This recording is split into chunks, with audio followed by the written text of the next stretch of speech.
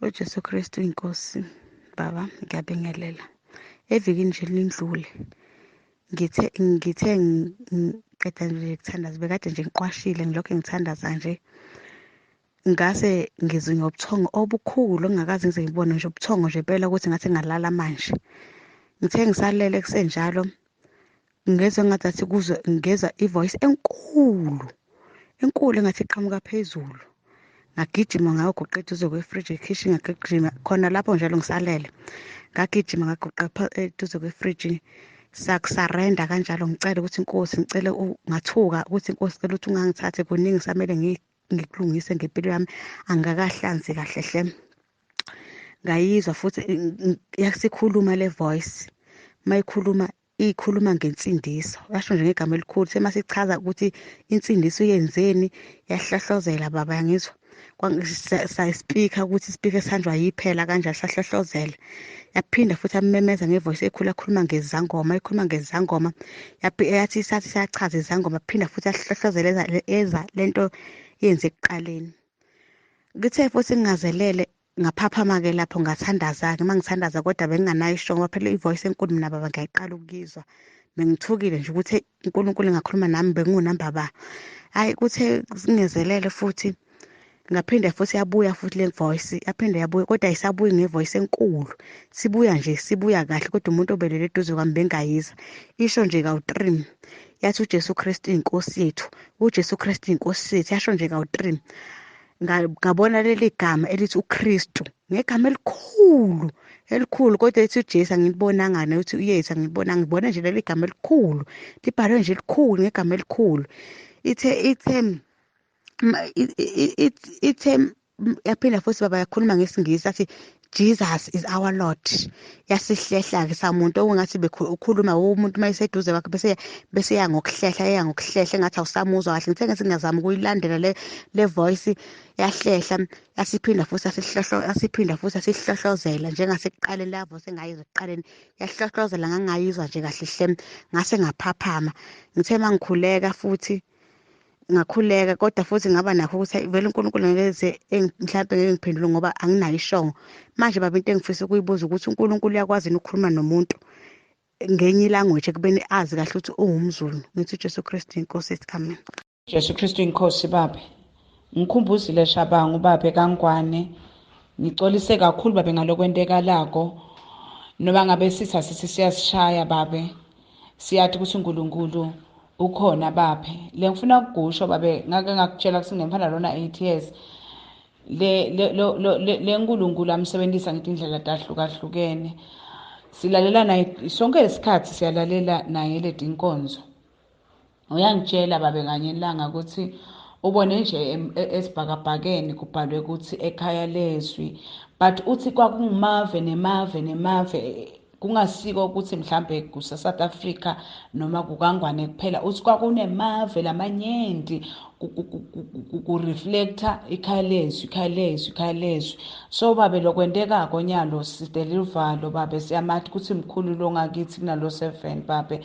Sitawuchubeka sime emthandazweni. Inthando yaNkulunkulu iyawukuma kude kube inguna phakathe babe. Kude lokuyawumelana naNkulunkulu. UShido wathi lalela la ngiyawuba nawe kuyade bese kupheleseni kwetikhathi. Kude loyawumelana nawe babe ngithi chubeka ume emthandazweni. Sitawuchubeka sime emthandazweni. Namake siyabonga konke nje nisentela kona babe. uJesu Kristu inkosi babe. uJesu Kristu inkosi. Siyambonga uNkulunkulu baba.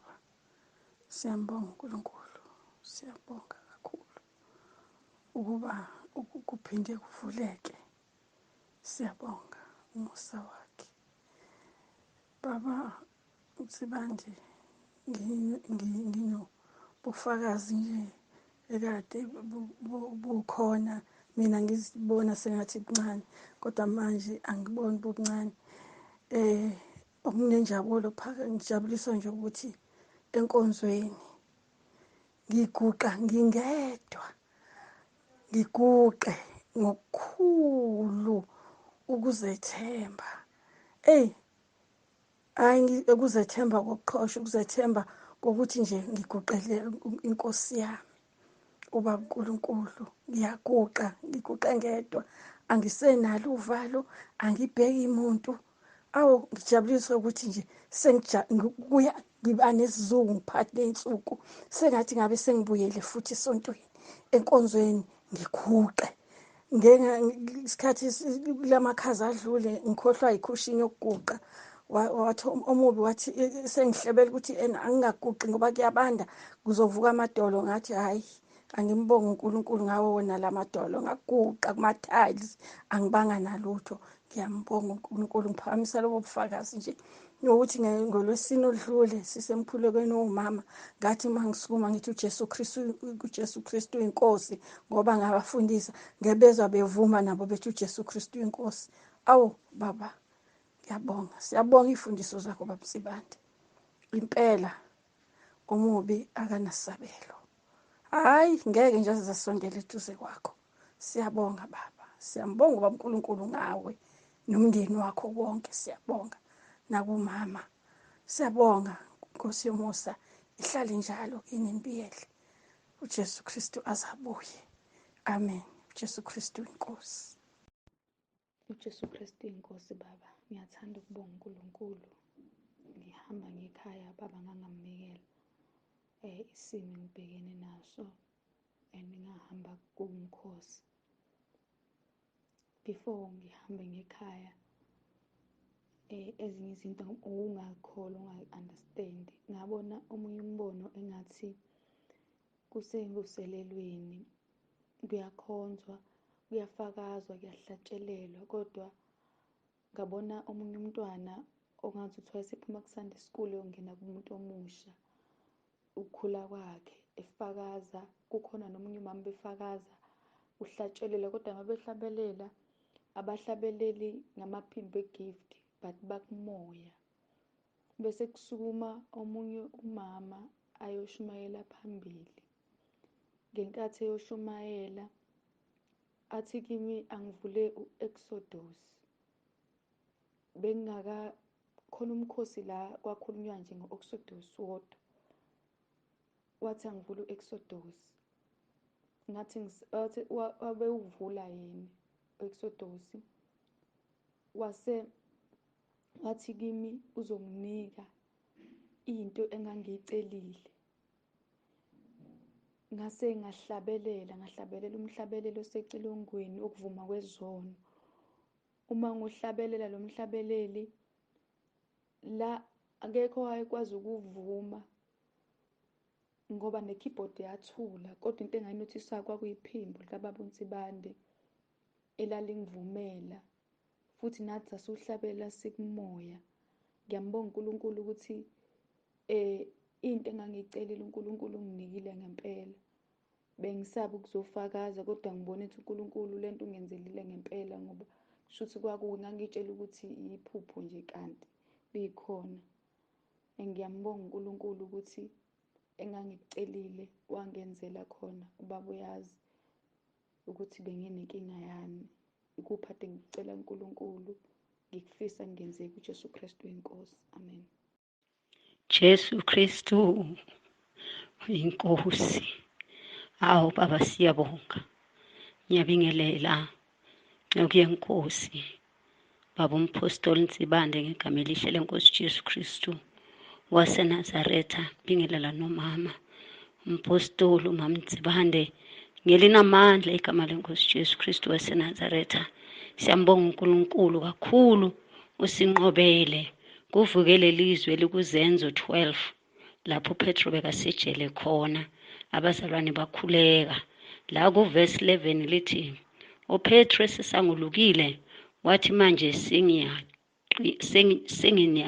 sengiyazi ngeqiniso ukuthi inkosi ithumile ingelosi yayo yangikhulula esandleni sikaHerode nakuko konke okubhekwe yisizwe sabaJuda besibhekile isizwe sabaJuda ukuthi iyaphela le WhatsApp esiza isizwe kangaka kodwa ngoba uNkulunkulu futhi uNkulunkulu icebo lakhe livinjwa ingako iphinde yasebenza le WhatsApp siyambonga uNkulunkulu ukuthi imiphefumulo engaka esizakele beyiyoshabalala kanti nesazosizakala ngoba siyalihambisa leli vangeli, siyabatshela ukuthi sisizakala kanjani. Abanye bayasibuza, hawu wajika kulamalanga sokuhlala uthwele? Yebo, izwi lenkosi yilo lingifundise lokho ukuthi angithwali mangingena ngesango lenkonzo kuphela. Siyambonga uNkulunkulu, Nkosi nibusise, buningi ubufakazi, nedi ngisaba isikhathi. Ngibonga uNkulunkulu ukuthi besisempini ngempela, nami ngomgqibelo besisenkonzweni, ngawe inyawo lami langena esitsheni samafutha. Kodwa ngiyambonga uNkulunkulu ngisathi uJesu Kristu inkosi, akubanga nangozi, ngafaka amanzi abandayo, angizange bathandekayo waphuma umlilo. Ngiyambonga uNkulunkulu uJesu Kristu uyinkosi, mana njalo ncebe yenkosi. Jesu Kristu inkosi, amen. Jesu Kristu inkosi baba. Ekhaya kaNsibantu Jesu Kristu inkosi. Baba ngithumezelela le video lena. Bengithumelela umakhelwane wami. Xolo. Engitshela ukuthi umntanakhe ushile. Yazi baba ngathuka ngavele ngathatha umthandazo lo wasithumelela wona ngoMeyi 18. Ngathi ngicela ukuthi ukhulekele phezu kwempilo yaleyo ngane. Ukhuleke phezu kwempilo yaleyo ngane nje, ukhuleke lo mthandazo. Ibaba umthandazo uyasebenza kakhulu. Uyasebenza, ngiyabonga ukuzwa ngempela ukuthi umthandazo awuphuphi. Baba uyasebenza umthandazo. Ingane ivele yaphuma in 2 days. Ngisathi ngilindele ukuthi isazafika ibhandishiwe, ileke ixebuke ilonda lutho. Ingane ifike iphole ngesimangaliso. Ipholile ingane. Baba ngiyabonga, futhi ngiyabonga uNkulunkulu into ayenze phezu kwempilo yale ngane. Isimangaliso lesi baba. Kukhulu Nkosi yami usifundisa kona. uNkulunkulu asisize baba. Nabaphumayo ngiyafisa ukuthi ababuye isimangaliso lesi senzakalayo emkhulekelweni. Uma ukholwa ngempela konke kuyenzeka. Baba uyasifundisa, uyasembula. Sibona imangaliso, sibona ebesingakwazi. Siyabonga kakhulu baba ngawe. uNkulunkulu asisize, asigcinele wena. Nathi sibekezele, sibambelele, singasuki endleleni osihambisa kuyo. Siyabonga baba, siyabonga kakhulu. Jesu Kristu inkosi. Jesu Kristu inkosi. Ngiyabonga kakhulu mkhulu, ngiyabonga. Mkhulu ngisacela ukubonga kakhulu nangey'nkonzo osipha zona ekhaya leZwi. Nangomusa uNkulunkulu angenzela wona ekutheni ngililalele izwi khona bese ngiyazama bese ngiyalenza. Ngiyambonga kakhulu uNkulunkulu mkhulu. Ikhaya leZwi selingikhulisile kakhulu kumoya. Ngiyabonga kakhulu uNkulunkulu. Ngiyakubonga nawe mkhulu ukuthi ube khona lapho ukuthi mangidinga lapho engidinga ukucaciseleka khona ungilekelele. Ngiyabonga kakhulu mkhulu, kakhulu ngey'nkonzo ezisikhulisayo, ezisifundisayo, nanokuthi nami sengiyakwazi ukungena emkhosini uNkulunkulu angipha amandla. Ngiyabonga kakhulu mkhulu. Jesu Kristu inkosi. Amen. uJesu Kristu uyinkosi. Ngithi angibonga uNkulunkulu, ngiyabingelela ekhaya leZwi, ngibingelela entabeni yendlu kaJehova, kuyabonelelwa. Ngibingelela umndeni wakaNsibande, ubaba nomama nomndeni wakhe wonke. Ngithi uJesu Kristu inkosi. Ngiyabonga kakhulu ukuba sekhaya leZwi eyikwenze nje umahluko kakhulu empilweni yami. Ngikubonela khona mangilahlekelwa ifoni. Nkulunkulu wami, kwangathi angazi ngiphila kwenye indawo, kwangathi nje angazi umhlaba wenze njani empilweni yami.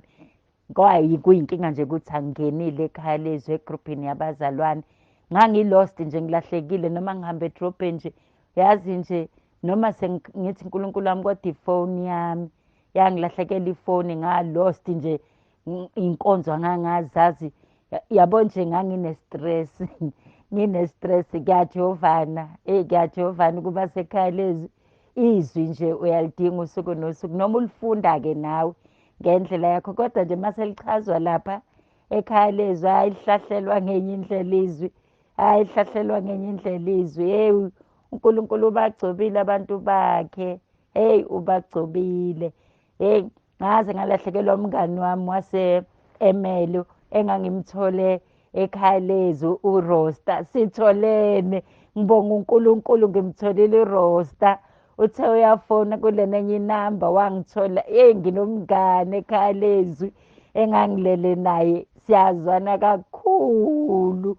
Hhayi cha, sabhonda kodwa ifoni nje ibisiyenze sahlukana ngoba ngahluleka ukusimswapa. U-WhatsApp wami wagcina ungasabuyanga. Hhayi ekhaya leZwi ngithola abangani, ekhaya leZwi ngithola omama, ngithola obaba, ngithola ogogo omkhulu, omamcele. Ngiyabonga ukuba sekhaya leZwi. Nkosi, kwaze kwamnandi. Sipractice impilo nje yasekhaya ezulwini yothandana. Hhayi kumnandi ekhaya leZwi. Jesu Kristu inkosi. Amen. Kanye nawe Nkosi yami, kanye nawe Nkosi yami, mangihambe imihla yonke, kanye nawe Nkosi yami, noma indlela inohlupho, noma ibheka iGolgotha, mangihambe imihla yonke, kanye nawe Nkosi yami. Jesu Kristu inkosi, ndiyabingelela kwabonsibandi, ndiyabingelela kumama, ndiyabingelela ekhaya leZwi, ndiyabingelela endlini kaJehova, kuyabonelelwa. Ndiyabonga kakhulu uNkulunkulu, senami usayifihlile impilo yami ezintweni zonke. Ndibulela nje ukuhlala kuye, ndibulela ukuba lapha kwelikhaya egameni lenkosi uJesu Kristu waseNazaretha. Ndibulele kakhulu nangobufakazi bukatata, siyabubeka ubufakazi bokuthotywa nguNkulunkulu egameni lenkosi uJesu, ukuthi kufanele kuzithobe esandleni sikaNkulunkulu ukuze akuphakamise ngexesha elifanelekileyo. Nami ndisuka kude kakhulu, uThixo wandithoba kakhulu ngeyona ndlela nokustruglisha ixesha elide. Ndiyakwazi nami ndiyazana ukuthi ungabi nayo kwanto uphelelwe impahla, uphelelwe into yonke, ungabi uphelelwe zitawulo zokuhlamba, ufumanise ukuthi uma useyonekile awukwazi ukuthi uyoneka endaweni ebonakalayo, funeka uyifihle ingabonwa ngabantu. Nditsho i-underwear le yangaphansi yokunxiba, ufumanise ukuthi uyayiphindaphinda inye sele iphele kwayona ngaphansi. Zonke nje izinto zangaphansi ufumanise ukuthi zonke ziphelile. Nditsho ukuthi uThixo uyakwazi ke umuntu amthatha ambeke endaweni egameni lenkosi uJesu. Ndiyambulela ke namhlanje ukuthi ke nami waye wandivelela ngokuthi nami ndibe ngumuntu ophangelayo egameni lenkosi uJesu Kristu inkosi. uJesu Kristu inkosi. Ngiyabingelela baba egameni likaJesu ekuseni, nomama ngiyambonga uNkulunkulu ekuseni, ngiyamtusa, ngiyabingelela ekhaya leZwi entabeni yendlu kaJehova, kuyabonelelwa emzini omkhulu. Ngiyamtusa uNkulunkulu ekuseni, ngiyambonga kakhulu uNkulunkulu, jabulile ukuthi angigxume uNkulunkulu wethu, siyamtusa ekuseni kusiphendula ngo-WhatsApp wethu. uNkulunkulu muhle, ngijabulile wathi angigxume izolo ngoLwesibili ngivuke nephupho kade sikhuleka. Nkosi yami, ngambona uNkulunkulu enza isimanga, ngabona izandla ezimbili ziphethe amanzi nje amancane ngendishi. Mangithi ngiyabuka la manzi mancane, angiyazi inyoka emnyama kanje lapho ibihleli khona, kodwa futhi ngathi kusendlini kule ndawo. Safika lezi sandla lesi nale ndishi enamanzi amancane amhlophe futhi, wayibhunyela ngawo. Wathi mayibhunyeka le nyoka, yapilingana inyoka, yavele yathecika, yanqamuka ophisa abawu-2, yapecizela njengomnenke. Uthe izolo uma ususho ukuthi uWhatsApp usulungile, kwathi angigxumise kwengane. Ngathi uNkulunkulu mbonge mphefumulo wami, mbonge uJehova ngayo yonke imisebenzi yakhe emihle ungakhohlwa yiyo. Ngiyabonga kakhulu baba uNkulunkulu, anibusise, aniphilise njalo, anigcine egameni likaJesu. Hayi usathane uhlasele. Ngiyambonga kakhulu uNkulunkulu noma ehlasele njalo. Ngithi sengina-3 weeks ugesi engenawo. Kodwa ngiyambonga nje uNkulunkulu ukuthi ngizama ngamandla ami onke ukuthi iy'nkonzo ngikwazi ukuyi-download-a ngiy'thole. Ngithi uNkulunkulu Baba akubusise ngendlela ozikhandla ngakhona. Sobuya futhi senibingelele ekhaya leZwi. uNkulunkulu anibusise entabeni yendlu kaJehova kubusise uNkulunkulu. Hey akufihle nceke yenkosi.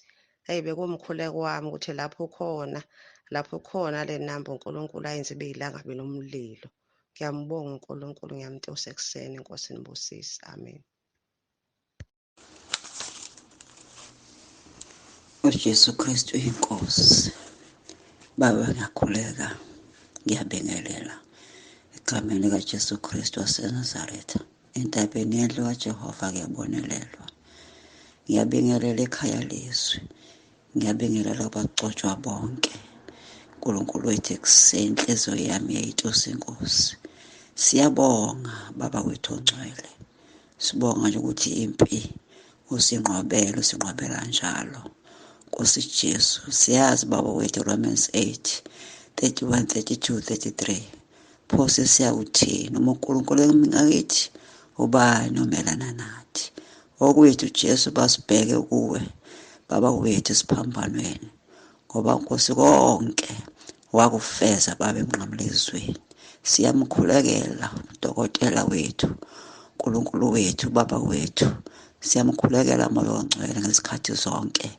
Uthi ume njalo ngakuye. Mpha amandla Nkosi anawo, utahamba ngalamandla nawo. Sindisa abantu bakho Nkosi Jesu emhlabeni wonke. Asinaluvalo ngoba mkhulu ngakithi. Mkhulu ngakithi uJesu Kristu waseNazaretha. Bazoza bagopoze bangene kuyo yonke imoya. Balande simakade babutha abantu bakho. Baphume Nkosi eminyameni bangene ekhanyeni. Sethembele naye lowo oqala umsebenzi owufeza egama lakhe namandla. Phakama nkonyama yezulu mana njalo Nkosi yamakhosi. Konke kuwe kuyenzeka egameni likaJesu siyabonga. Amen. uJesu Kristu uyinkosi Baba. Siyambonga kakhulu uNkulunkulu ngomsebenzi omuhle asenzele wona ukuthi aphendule ukukhala kwethu uma sikhala ukuthi umsebenzi wakhe ungaphazamiseki. Wafezekisa izwi lakhe lelithi icebo lakhe lingevinjwe muntu, sanqotshwa isitha. Siyambonga kakhulu. Sithi-ke umsebenzi wakhe awuhambe ngoba siyasizakala thina besizolimala kakhulu uma umsebenzi wakhe uphazamiseka. Siyambonga kakhulu. Sithi udumo uNkulunkulu eliphezulu nokuthula emhlabeni kubantu abathokozelwa nguye. uJesu Kristu uyinkosi. uJesu Kristu uyinkosi. Ngiyabingelela ekhaya kubaba uSibande, ngibingelela ubaba, ngibingelela umama, ngibingelela ibandla lonke lasentabeni yezwi, ngibingelela endlini kaJehova kuyabonelelwa. Cela ukuletha ubufakazi Baba. Ngomsombuluko siqala umkhosi, ngomsombuluko ntambama ngivaleka, ngizukuvaleka esifubeni, ngisinda kungathi kukhona ngikuthwele ngesifuba. Ngathatha ifoni ngavulela umkhuleko esawuphiwa ngubaba. Hhayi, kwayehla ubuhlungu kwaphela. Ngiyambonga kakhulu uNkulunkulu ngamandla akhe. Aqhubeka ngomkhosi. Uthe izolo futhi ntambama kwabuya kwaphinda futhi ehlangothini lwesandla sobunxele. Kwangathi ngiyagwazwa isibhobo. Ngathatha futhi njalo ifoni Baba ngayibeka lapho kubuhlungu khona. Ngavulela umkhuleko kwadeda kwehla. Ngiyambonga kakhulu uNkulunkulu, niletha udumo, nizophakamisa amandla kaNkulunkulu ayisimanga. Ngiyayibonga uNkulunkulu, ngiyabonga amandla akhe. Ley'mali zokuthi ngize enkonzweni yabesifazane bezingahlangani kahle. Ngakhuleka ngathi uNkulunkulu, mina ngiyafisa ukuya enkonzweni, ngicela wena wenze intando yakho. Ngiyabonga ukuthi sekuyahlangana imali, sengizokwazi lami ukuthi ngiyihlanganela enkonzweni zabesifazane. Ngiphakamise udumo kubaba uNkulunkulu. Ngiyabonga egameni likaJesu Kristu inkosi. Ngithi uJesu Kristu inkosi, uJesu Kristu inkosi. uJesu Kristu inkosi, uJesu Kristu inkosi. Baba, ngicela ukudlulisa udumo uNkulunkulu, into eyenzeka nje manje. Mina ngihamba kusemnyama, ngiqhamuka nje kukhona inje emgwaqeni, ngakomunye nje umakhelwane, akuyona eyakhona kodwa nje inkulu, yangikhonkotha inja, yangikhonkotha. Kuthe nje ngizosondela eduze kwayo ngavesane ngayikhomba ngathi uJesu Kristu inkosi, uJesu Kristu inkosi, uJesu Kristu inkosi. Yavesane yathi nje kwangazuthi ithi hawu, ubani lo? Ngiyambonga nje uNkulunkulu, izinto ezenzakalayo zibukeka zincane kodwa nje zinkulu. Uma uNkulunkulu simethemba simkholwa, uJesu Kristu inkosi. uJesu Kristu inkosi. Ngiyabingelela baba Msibande noma Msibande nabo bonke abazalwane abakhona ekhaya leZwi. Ngithanda ukudlulisa ukubonga uNkulunkulu amandla akhe lokungangena ekhaya leZwi ngo-April ngingeniswa omunye umzalwane esikhonza naye umama Makhaya. Ngahanjelwa ubaba bekhaya ngo-2017 besilokhu silungisa izinto zakhe ze-estate bezingakaze yilunge, kodwa ngomhla ka-4 Agasti i-High Court i-approvile ukuthi singaqhubeka, kwafanalizwa konke, yavalwa ikheyisi. Ngidlulisa ukubonga kakhulu amandla kaNkulunkulu ukuthi sengizokwazi ukuqhubeka nempilo kule minyaka eyisithupha silokhu siyisebenza. Ngidlulisa nje amazwi okubonga kuNkulunkulu. Siyambonga kakhulu uNkulunkulu ngawe baba Msibande. Imikhuleko yakho iyasikhulisa, iyasiqinisa, isinika amandla ukuthi siqhubeke nokuhlala kuNkulunkulu. Ngiyambonga kakhulu uNkulunkulu. Ngibonga nokuthi nangomsombuluko baba uke wathi umuntu akakhulume ngesifo, akhulume ngobuhlungu obusemzimbeni bakhe, abutshele ukuthi abusuke emzimbeni ngoba umzimba wethu uyithempeli likaNkulunkulu. Ngiwakhulumile lawo mazwi, ngathi ama-fibroids awaphumi emzimbeni wami. Ngambona uNkulunkulu, kune-pain ibikhona la ngaphansi ayisekho. Ngiyambonga kakhulu uNkulunkulu. Engathi uNkulunkulu angasigcinela wena bamsibande, uhlale nje ukhona emhlabeni kuko konke.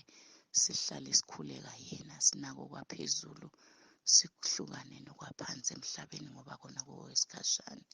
Udumo malube kuye. Ngiyabonga baba. Amen. Jesu Kristu inkosi baba. Ngiyasaba uNkulunkulu ukusigcina-ke nakulo mkhosi esiphume kuwona.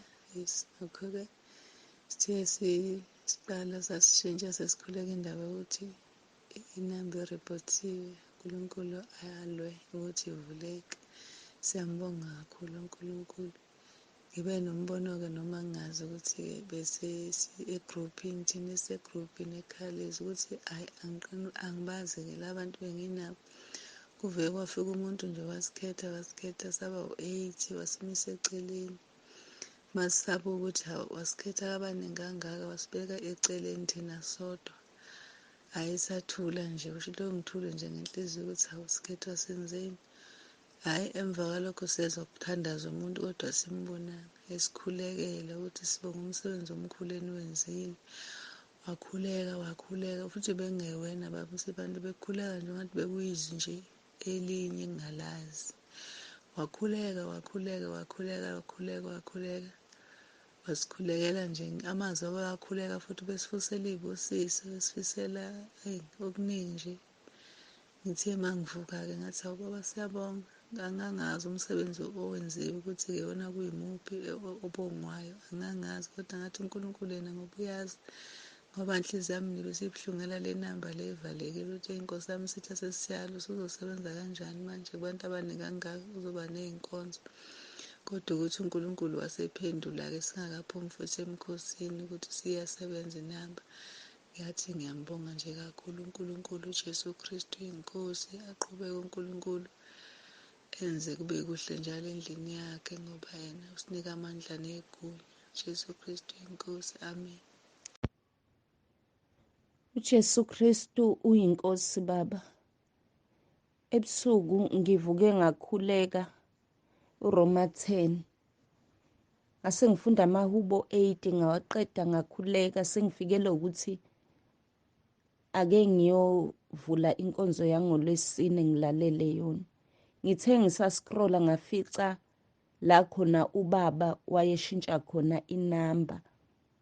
Ngase ngivele ngilalela inkonzo yaSunday. Uthe ngisayilalele kwafika la khona ubaba esekhuleka ngaguqa. Wathi mayiqeda ubaba ukukhuleka ngithi ameni. Ngase ngicabanga ukuthi ubuthongo sengiyabuzwa. Kungcono ngivele ngiyiphoze ukuze ngingamhemisi ubaba. Ngayiphoza ngalala. Mase ngilele ngibona la khona kunabazalwane abaningi. Kunanebhilide eceleni ngisho nje ngesizulu lamastebhisi kunamastebhisi lawa ahambayo. Behla benyuka abazalwane kuphithizela kulelo bhilidi bekunezindlu la kubekwa khona izikhwama zabazalwane. Bese ngiyabona sekukhona asebethetha nje beqoqa abazalwane ukuthi abeze njengokuthi makuthiwa baphume endlini sekuyoqala inkonzo. Bese ngiyabona bayaphithizela kabazalwane sebeyaqoqwa bayahamba kube ngathi indawo lapho njengokuthi kusuke kuyisango kuphunywe ngathi kuyiwa la esebeyohlangana khona abazalwane. Kuleyo ndawo esasango bese ngibona kukhona bebemile. Kanti uma umzalwane edlula bamfaka i-tattoo engalweni yaka right. Mangithi ngiyadlula lo sisi lona evele bamba isandla sami fast angibhali. Mangithi ngiyabuka yibo lo sisi wenzani ngesandla sami ngimbone ebhala i-tattoo. Ngivele ngisule ngithi mina ngingancamela ukuthi ngimane ngife. Ngithi kungcono ngimene ngihambe kulomhlaba kunokuba ngiphile ngine-tattoo. Ngiyambonga kakhulu uNkulunkulu ukuthi ngiyisule ngaso leso sikhathi. Ngiyacela inkosi isisize iqhubeke isinqobele lemimoya ezama ukufaka ama-tattoo kubazalwane. Jesu Kristu inkosi, amen. Jesu Kristu uyinkosi baba. Ngizwa nje izwi likhuluma ukuthi abantu abayibhulela bayezulwini. Bese ngibona abantu abayibhulele.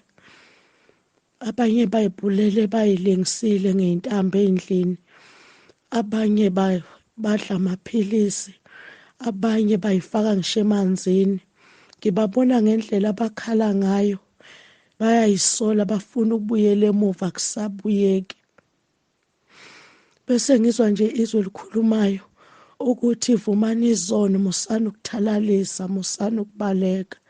uJesu Kristu uyinkosi. Amen. uJesu Kristu uyinkosi baba. Ngithi ngiyalala nje sekufana nje ukuthi angikhuleke. Mangisakhuleka bese ngizwa nje izwi nje limemezayo liyathetha lelizwi. Lithi lenziwa yini ukuthi nimelane nezwi lami? Anilifuni iqiniso.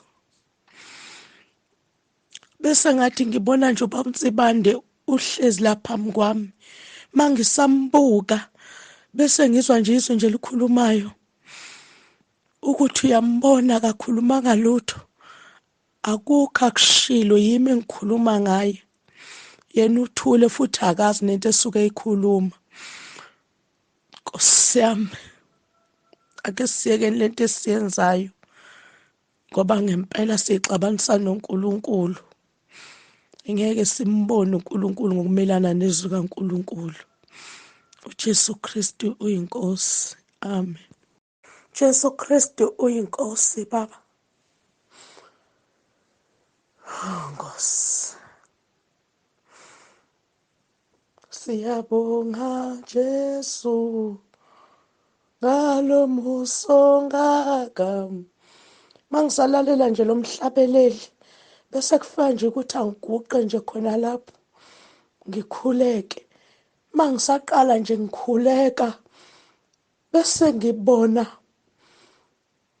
kube ngathi kunomuntu nje ongitshengisa ukuthi nampa abantu abamelene noNkulunkulu, abamelene ukuthi kukhulunywe iqiniso. Abakwazi abakwenzayo. uNkulunkulu akabathethelele.